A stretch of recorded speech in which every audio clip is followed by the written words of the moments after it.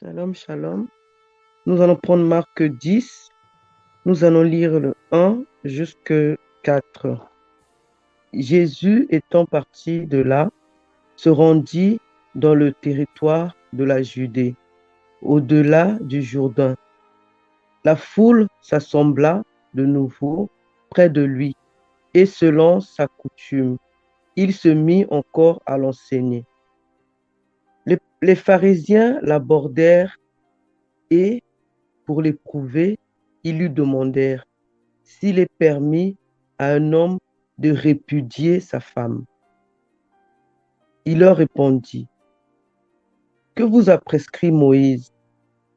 Moïse, dirent-ils, a permis d'écrire une lettre de divorce et de répudier.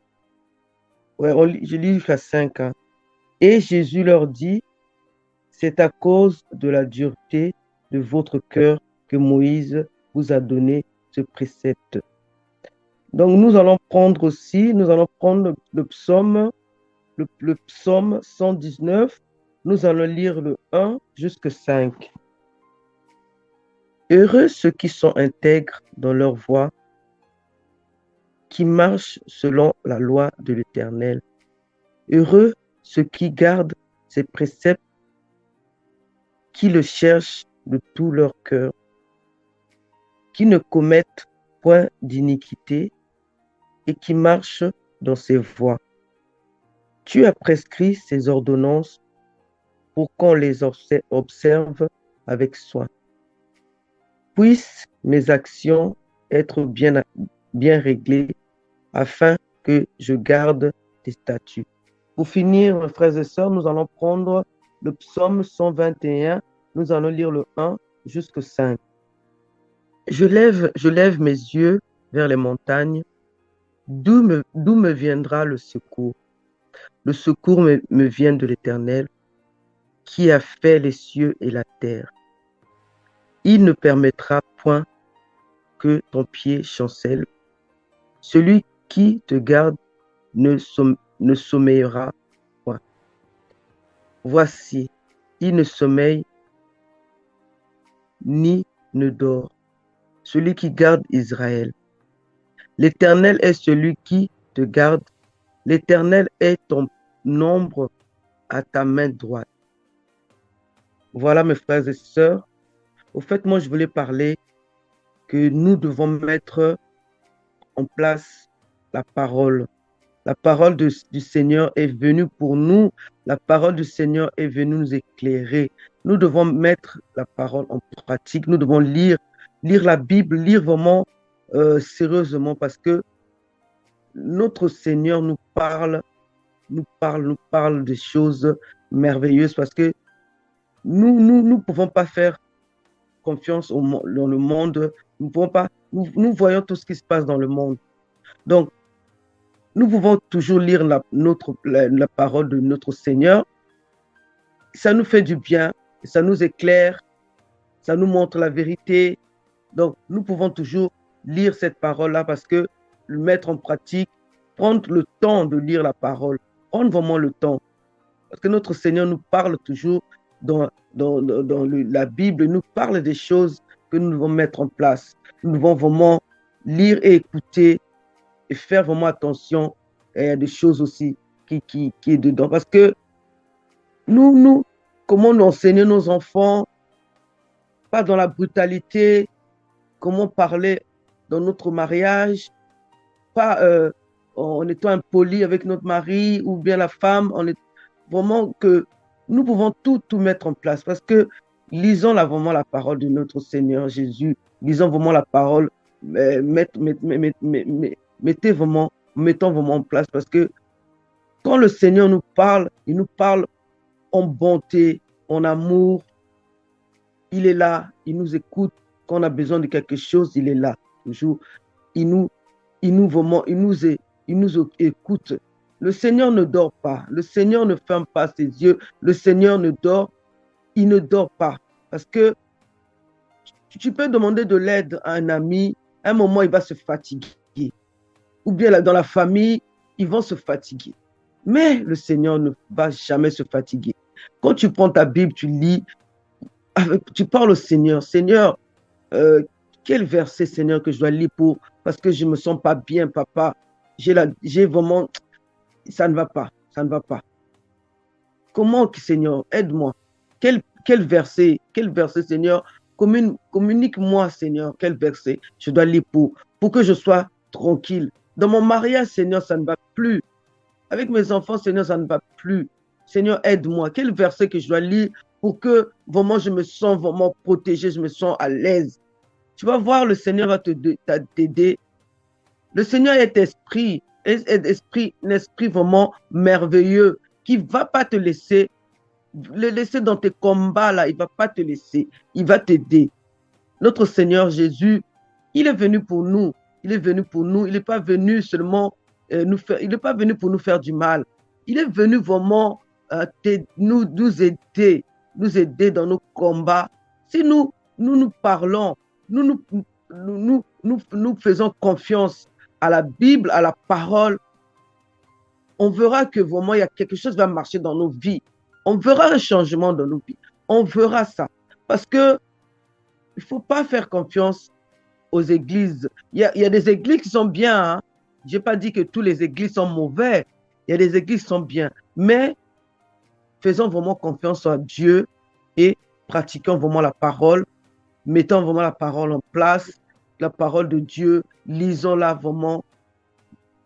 Parlons vraiment à notre Dieu qui peut nous aider vraiment pour que, même si tout va mal dans le monde, mais nous confions vraiment à la parole. Nous confions à la parole et la parole nous guérit, la parole nous soutient, la parole nous fait du bien. Voilà mes frères et sœurs, je vous laisse avec ce message. Donc, c'est vraiment faire confiance à la parole parce que la parole de Dieu nous nourrit, nous fait tout. Bonne journée mes frères et sœurs avec ce message chez vous. Bonne journée. Shalom, shalom.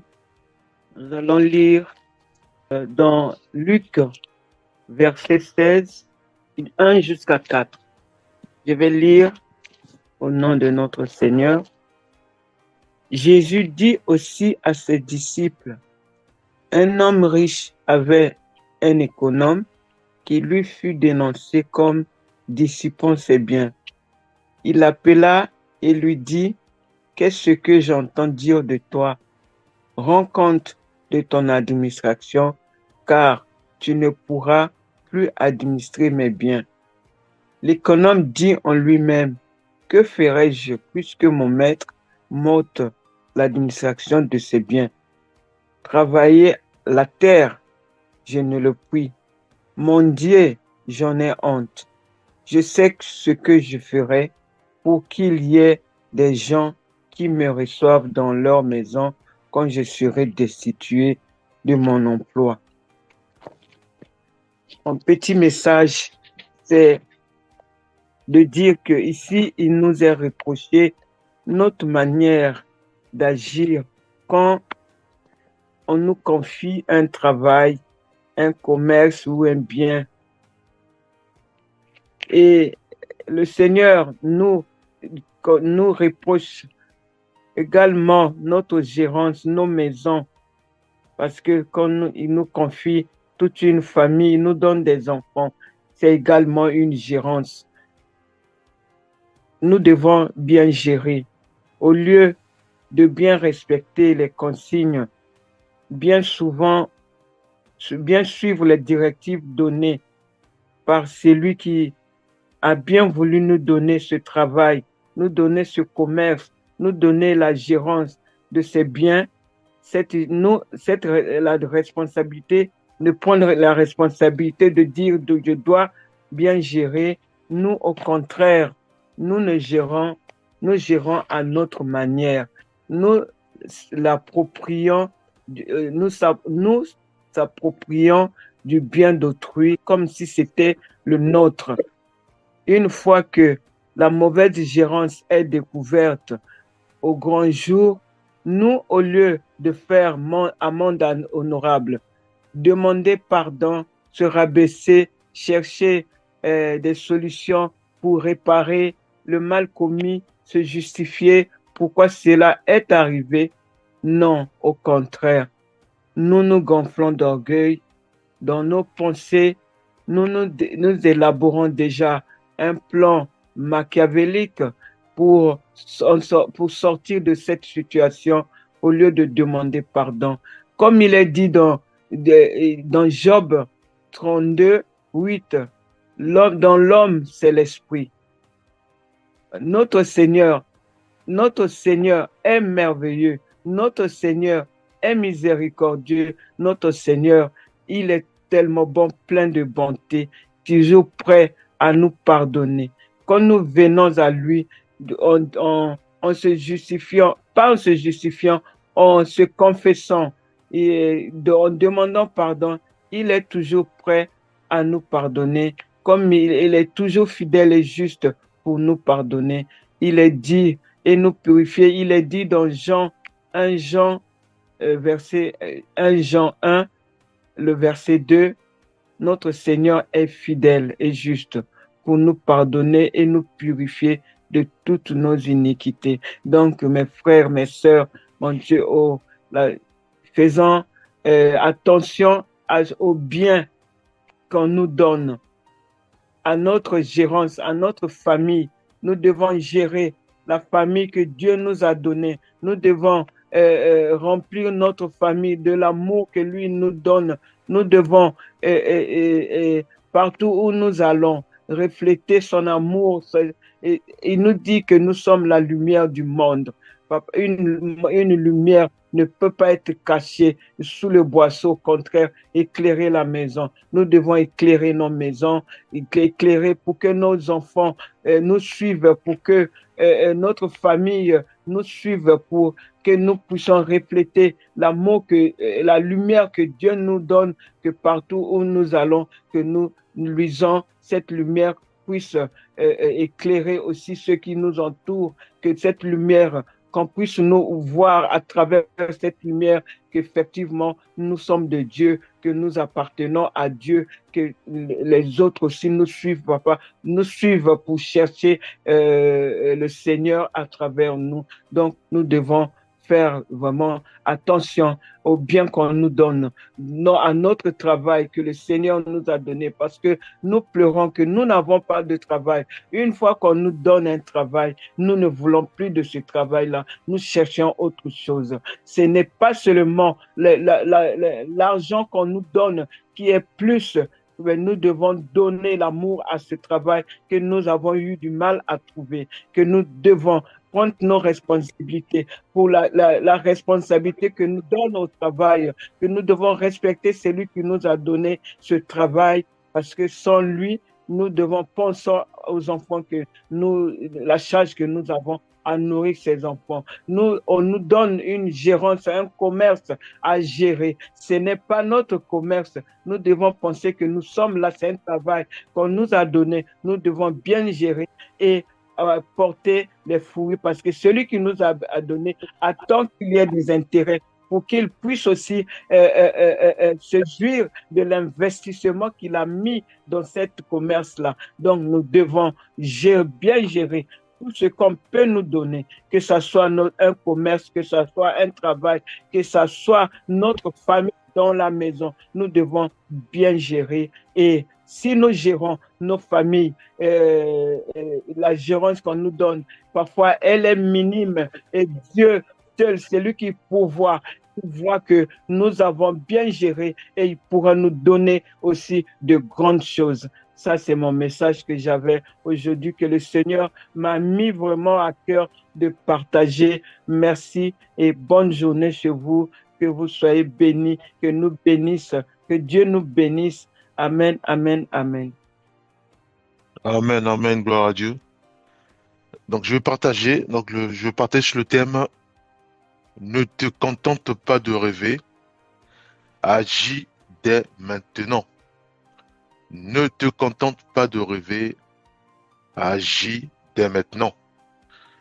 Donc, nous voyons, nous constatons aussi que souvent, nous avons tendance à dire que je suis chrétien, ou je suis évangéliste, ou je suis un grand commerçant, ou je suis pasteur, Et quand on dézoome notre vie, ou quand on nous dézoome, on se rend compte que non, non, on parle parce que soit on est dans notre chambre, soit on est avec des amis, et c'est tout.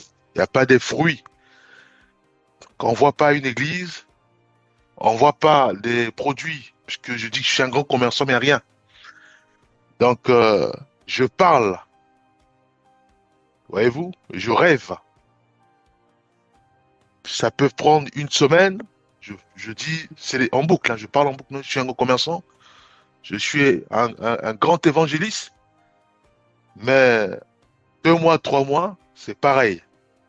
Soit je suis dans ma chambre, soit je suis avec mon époux, soit je suis avec mon épouse, soit je suis avec les amis. Et je remets la même musique. Je suis un grand commerçant. Je suis un bon pasteur. Je suis un puissant évangéliste. Mais il n'y a pas de fruits, bien aimé. D'où le thème, ne te contente pas de rêver. Agis dès maintenant. Nous allons prendre Proverbe 6, que nous connaissons tous, hein, versets 6 à 8. Je vais lire. Va vers la fourmi, paresseux. Considère ses voies et deviens sage. Elle n'a ni chef, ni inspecteur, ni maître. Elle prépare en été sa nourriture.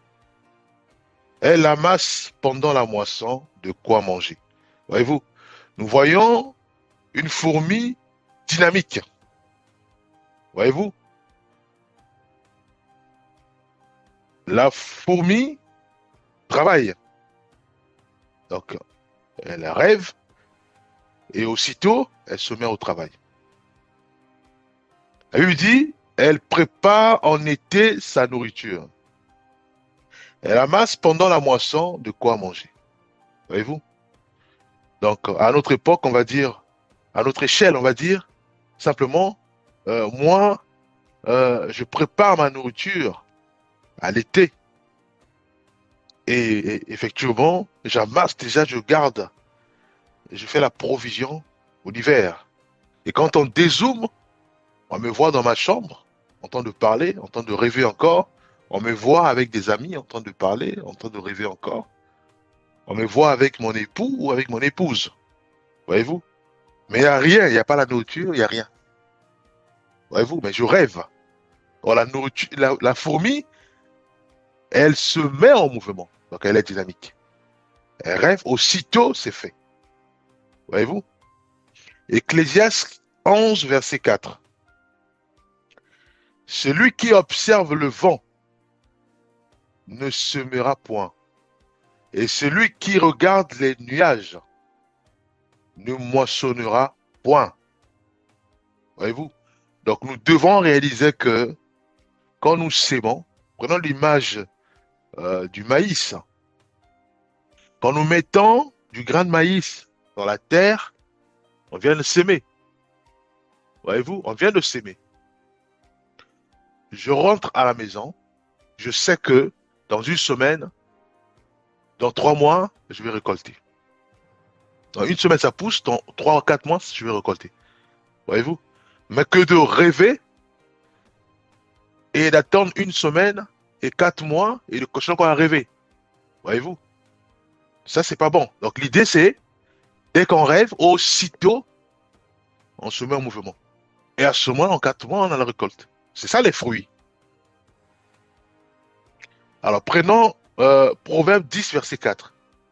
Celui qui agit d'une main lâche s'appauvrit, mais la main des diligents enrichit. Jacques 4, 17.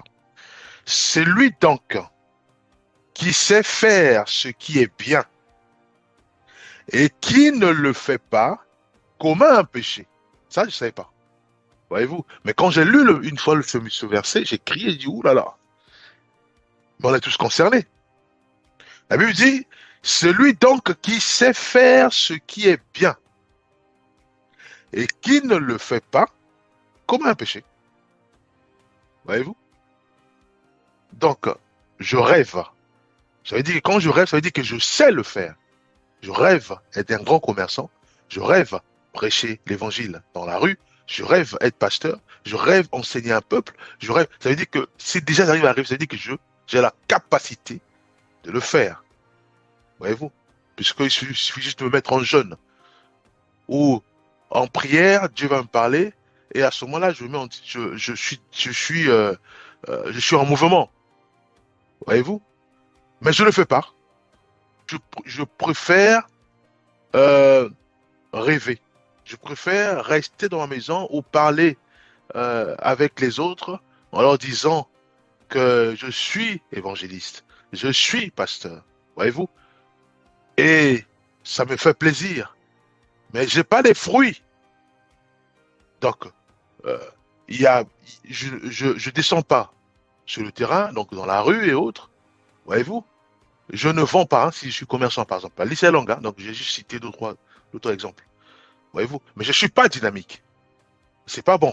Voyez-vous? Nous devons prier. Seigneur, j'ai tendance à rêver, mais sans agir. Maintenant, aide-moi, délivre-moi de cet esprit luciférien qui me bloque, qui me pousse juste à rêver, mais qui bloque euh, mon dynamisme. Voyez-vous? Donc, nous devons prier. Parce que c'est pas normal, bien aimé. Dieu m'a appelé évangéliste. Dieu m'a appelé pasteur, mais je tourne en rond. Je préfère citer ces moments de joie, de paix où Dieu m'a parlé à travers un frère, à travers une sœur, en disant, tu es pasteur, tu es évangéliste. Donc, je préfère prendre cette partie-là et dire cela à mes amis, à mes parents, en disant que non, moi, Dieu m'a parlé, en disant que je suis un grand commerçant, je suis pasteur, je suis évangéliste. Ah oui. Et ça s'arrête là. Il n'y a pas de fruits, bien aimé. Un pasteur, on le reconnaît par ses fruits. Un berger ou évangéliste, on le reconnaît par les fruits. Donc, si moi j'ai pas une Bible ou si je ne médite pas la Bible, je ne suis pas chrétien, bien aimé. Parce qu'un chrétien, c'est celui-là qui fait comme son maître. Donc, il veut à tout prix être disciple de Jésus-Christ. Voyez-vous? Mais comment veux-tu être chrétien? C'est seulement si tu ne lis même pas la Bible, d'office même 10 minutes par jour. Comment veux-tu être chrétien si tu ne pratiques pas la Bible? Comment veux-tu être chrétien si tu ne marches pas conformément à ce qui est écrit dans la Bible? Voyez-vous? Nous allons prendre Matthieu 25, verset 26.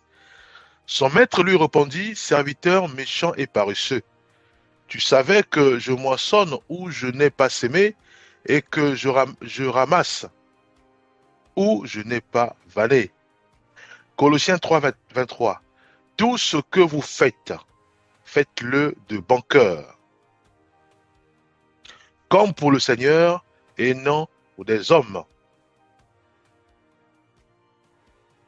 Proverbe 13, verset 4. L'âme du paresseux a des désirs qui ne satisfait pas, mais l'âme des méchants, mais l'âme des diligents sera rassasiée. Proverbe 24. À cause du froid, le paresseux ne laboure pas. À la moisson, il voudrait récolter, mais il n'y en a pas. Voyez-vous? Donc nous devons, bien aimés, à tout moment nous devons s'aimer. S'aimer, c'est quoi? C'est simplement, Dieu me met à cœur, par exemple, de faire un projet. Voyez-vous? À ce moment-là, je prie encore que Dieu me fortifie, Dieu me guide, Dieu m'oriente. Mais je dois me mettre au travail. Voyez-vous? Je dois dire me mettre au travail côté administratif. Me mettre au travail côté mettre en place ce qu'on appelle les budgets provisionnels. J'ai besoin de combien pour faire ce projet? J'ai besoin de quoi pour faire ce projet? Voyez-vous? C'est s'aimer déjà. Et à ce moment-là, je partage ce projet à des frères, à des bons chrétiens, à des frères ou sœurs. Et à ce moment-là, il y aura des idées, il y aura des conseils. Je dois me mettre maintenant au travail. Voyez-vous? Je dois me mettre au travail. Voyez-vous? Donc, s'il faut déléguer, je délègue. C'est ça, s'aimer. Je délègue déjà à des bien-aimés, à des frères. Ils vont commencer aussi à leur niveau à se mettre en mouvement jusqu'à ce que, mine de rien, on va voir que non, le projet a pris de l'ampleur. Voyez-vous? Donc, nous devons, bien-aimés, euh, réaliser que rêver, c'est bien, mais c'est mieux quand nous mettons en mouvement. Voyez-vous, sinon, ça va être compliqué. On va faire le bilan, on va se rendre compte que non, mais ça va faire 6 ans ou 7 ans que j'ai toujours dit que Dieu m'avait parlé et Dieu m'avait dit que je suis évangéliste. Et il y a des fois même, j'avais enregistré euh, cette séance qui datait de 12 ans et je fais balancer à mes bien-aimés, voilà ce que Dieu m'avait parlé.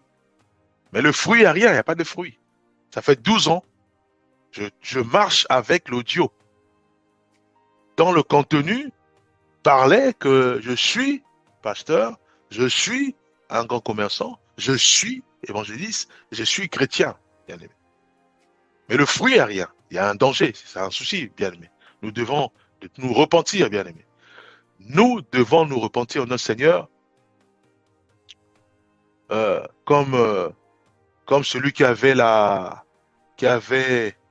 euh, un seul talent, à une pièce, les paraboles de semeur, des talents. Voyez-vous? Où il est parti faire un trou, il a gardé. Or, Dieu donne, Dieu te dit tu es pasteur, Dieu te dit tu es évangéliste. À ce moment-là, maintenant, nous devons prier pour que Dieu nous aide à manifester les fruits d'évangéliste, les fruits du pasteur, les fruits d'un commerçant, les fruits d'un bon mari, les fruits d'une bonne épouse, les fruits euh, d'un d'un enfant qui respecte le Seigneur ou ses parents, les fruits, bien sûr, euh, d'un chrétien ou d'une chrétienne. Voyez-vous, nous allons prendre deux ou trois derniers versets, puisque j'en ai plus l'heure. Proverbe 14, verset 23. Tout travail procure l'abondance, mais les paroles en l'air ne mènent qu'à la 17. À la 17. Et enfin, prenons Romains 12, verset 11. Ayez du zèle et non de la paresse. Soyez fervents d'esprit. Servez le Seigneur. Voyez-vous? Tout ça pour dire quoi? Pour dire que c'est bien de rêver, mais nous devons être dynamiques, bien aimés. Nous devons prier que Dieu nous aide à ne plus être paresseux, à ne plus dormir, à ne plus, euh, euh, comme dit, voilà, à ne plus se plaire dans nos pensées, mais au contraire, à, à se mettre en mouvement, voilà, être dynamique, voyez-vous, à être dynamique, bien aimé, c'est important. Et à ce moment-là, tout le monde est content. Moi, je suis content, je témoigne.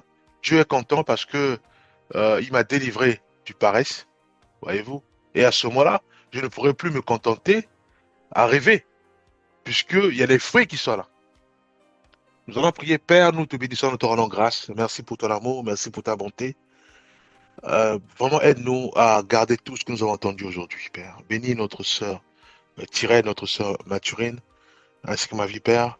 Aide-nous vraiment à encore réécouter ce message et vraiment que ton esprit nous aide à mettre tout cela en pratique. Au nom puissant de Jésus-Christ, nous avons ainsi prié. Amen.